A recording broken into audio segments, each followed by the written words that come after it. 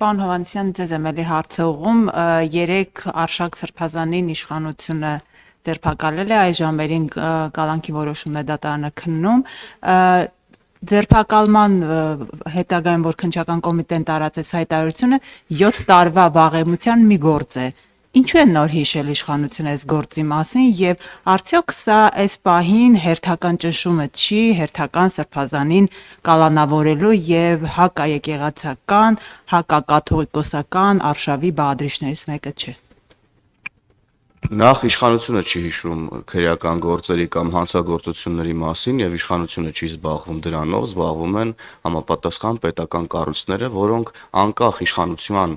որպեսին լինելու պետքա զբաղվեն այդ գործերով։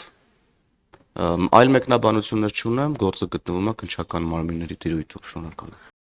Չմոռանաք հավանել տեսանյութը եւ բաժանորդագրվել Civic AM-ի YouTube-յան էջին։